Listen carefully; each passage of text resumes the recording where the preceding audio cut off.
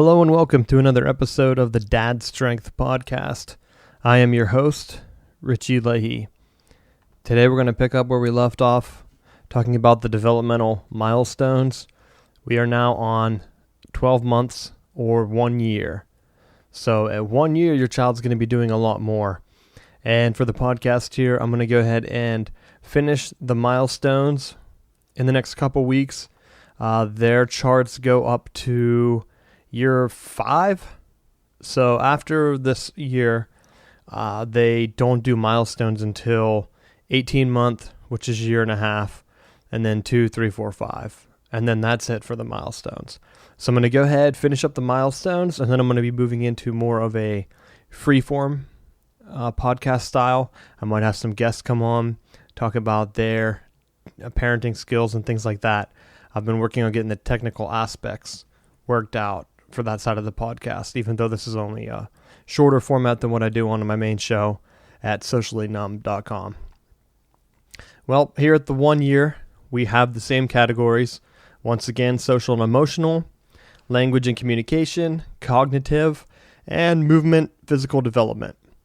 The first category, social and emotional, we're going to kind of have the same things here at this age.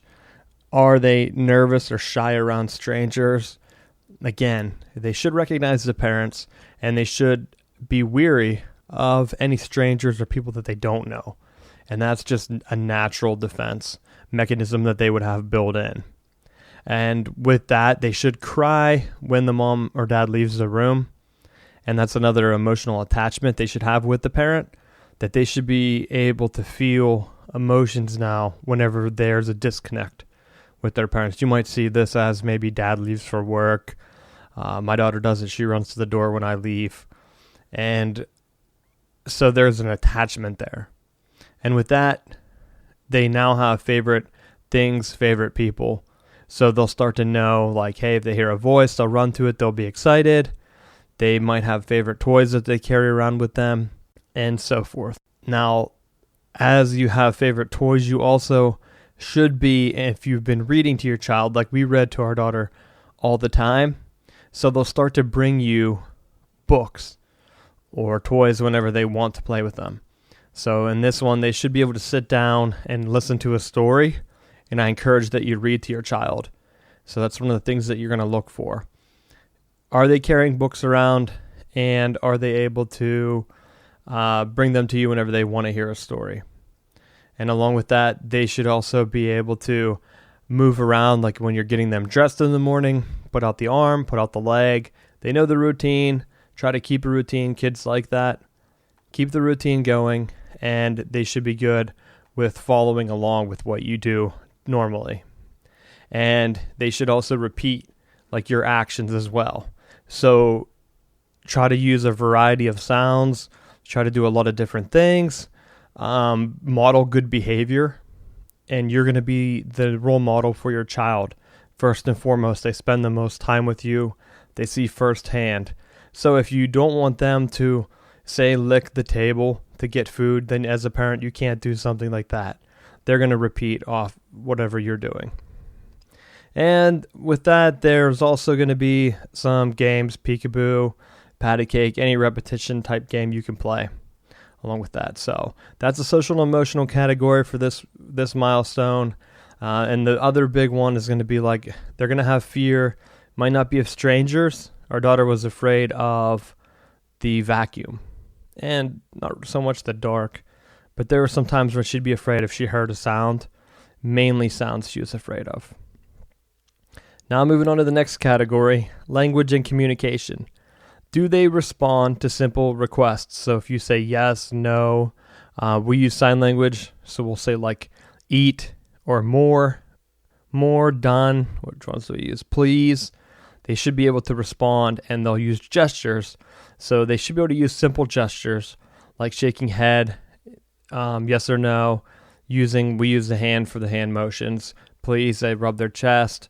Our daughter can do that. Your child should be able to start to do things like that. And I encourage you to use sign language as a way to communicate with your child. They'll start to make, on the verbal side of things, more sounds too. that will sound like speaking, they'll start to go ahead and like ramble through a bunch of different sentences. And that just means that they're getting ready to speak. So you hear some tones, you won't know what they're saying, but encourage them to keep talking. Go through and say like, oh yeah, is that right? Here, tell me more. And don't be sarcastic. I might sound sarcastic on here, I realize. But try to talk to them, see what they'll say, and try to get them to encourage them to explore and try to talk to you, because then it will be easier whenever they start to be able to fully pronounce words and enunciate them, that they will be encouraged to speak with you. And they should be able to say like mama and daddy, maybe dad. Our daughter says dad sometimes, and she'll say no, or they might say like oops, little things, depending on what you model around the house. They'll start to say words and phrases, and they'll try to say whatever you're saying. So keep it clean. You don't want to start swearing. If you were swearing up to this point, now's a good chance to try to nip it in the bud. You don't want them to go ahead and pick up on words that you don't want them to use. Be careful with whatever you have on TV, on the radio, because they'll start to hear words and they'll try to repeat them. Now moving on to the third category, cognitive. They are going to be able to start to explore on their own, and they'll do like sounds. They might try to hit things, shake them, see what happens. They'll start to throw objects, if it's good or bad. Our daughter tries to throw the television remote, so it's something that you don't want them. If you don't want them to throw anything that can break, you're going to have to keep an eye on them. Try to encourage them to just play with, okay, here's the ball. It's foam. It's safe. I'll throw it a few times. Then they can go ahead and they'll see that it's okay, and they'll try to model it. With this, as you're showing them, try to hide objects. They should be able to find hidden things pretty easily. So, and I don't mean like you're hiding them when they don't see and say like find the ball. If you have the ball, you hide it behind, like let's say it's almost Christmas time. You have a Christmas tree up, you roll it behind the tree. They should be able to find it if it's hidden. So that's something that you can try. Next is going to be looking at the right picture or thing when it's named. And what that means is if you have toys and you say like you have a nickname for your toy, or if you have stuffed animals that are animals, go ahead, call out the names of them and see if your child can go ahead and pick those up, because that's something that they're going to be able to do at this age. And for more of the copying, they'll also copy your gestures. And that's sort of like your body language, if you don't know what gestures is. So if you're raising your hand, try to have them to do like certain things. I try to like show her how to close the door, maybe walk correctly, maybe run. I showed her how to jump, even though she couldn't really do it. And other gestures, like I shake my head whenever if she's doing something good, in a yes motion, shake it no. Try to teach her nonverbal. Because if I'm like out at the store and I don't want her to do something, I can just shake my head no, and she'll know, because she's used to seeing me do it at home, that she's not supposed to do it. And with that, she'll start to be able to pick up not only on gestures, but also on objects. And this is where you can introduce maybe a fork or a spoon, a cup for her to drink from, him or her, a brush for the hair.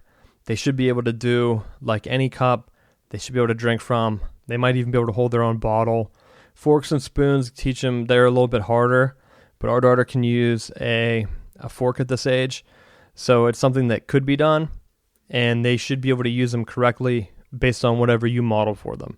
Now, if you have an object that you don't use, like if they never see you brush your hair, like my daughter would never see me brush my hair, then they're not going to be able to pick up and know how to brush hair.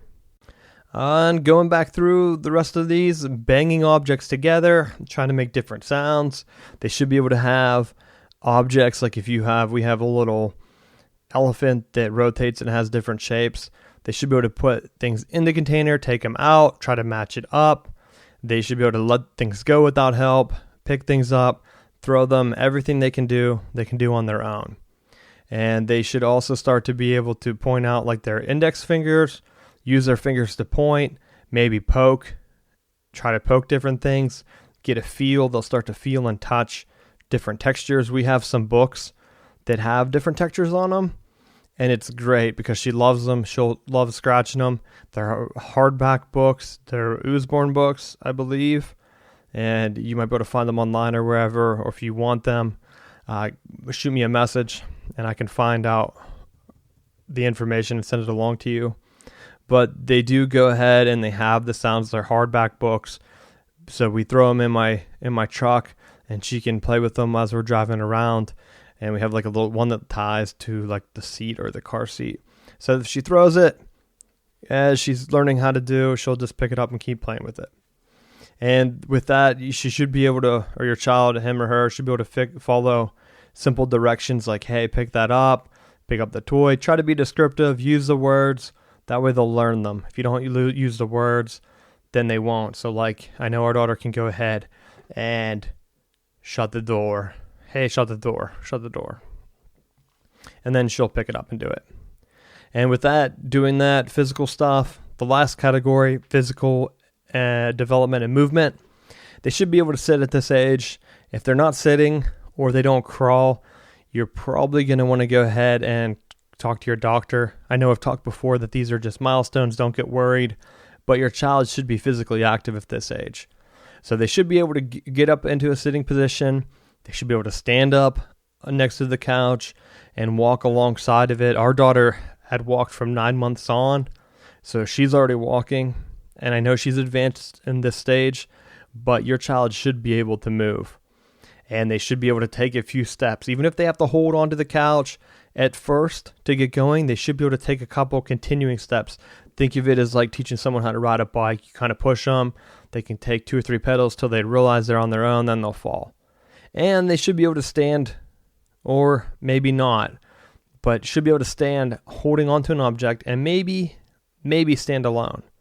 But they should have the leg strength to get up and start to be mobile, because that's the next goal here. Your child, when they turn 1, they're going to start to be verbal and they're going to start to be mobile. So you want your child to be encouraged by watching you model. If you're laying on the couch all day, not moving, your child's going to see that, and that's what they're going to model. So try to get up, play with them, roll around, crawl around. You'll probably crawl for the first time in years because you never crawled since you were a kid. Crawl around on the ground. We built different forts, used blankets, did pillows, and we made like little forts that I would crawl through. She loved it. That's how I knew she wasn't really afraid of the dark. And then once she learned how to shut the door, then she would try to shut herself like into the bathroom and things. So we had to always keep the door shut. But at this age, your child should be able to move around. They'll start to copy you. So again, try not to use swear words or any incorrect behavior. If they see you doing something, they're most likely going to copy it. So they're going to learn from you. So set a good example for your child. And this is one of the things where I see parents, they complain like, hey, my child yells all the time, blah, blah, blah. But then you see that they're yelling back at the child like the child probably learned it from them. So try to model good behavior. Try to play with the child. Encourage movement. Try to get them up and running. I always held my daughter's hands when she walked at first. Sort of like I had her hold both my fingers and held them up until she got her balance, and then she started to walk with that. And this is a good age to start that because you want their leg muscles to be built up. You want them to get used to standing, because once they get used to standing, they're going to go ahead and learn how to stand on their own. Another thing that I recommend is taking them out into public. Like we went to a reading group, and if she had a kid that was maybe a little bit older, if she saw them crawling, then that would kind of get her going, and then she wanted to crawl. And the best example would be she saw a kid climb up steps, baby that was a couple months older than her. She saw them do it one time. Never thought about crawling the step. As soon as she saw that one baby did it, she started climbing our steps. She learned that day. So if they see other kids doing it, they'll want to do it, and then you can go ahead and see them like walking and doing other things. So that's it for the 1 year, the 12-month milestones, the developmental chart. We're going to keep going, finish the developmental charts, and then we're going to move on, try to get into some more detailed stuff, get some parents on probably, if I can get some of the recording equipment set up. So thank you for listening. You've been listening to Dad Strength with Richie Leahy.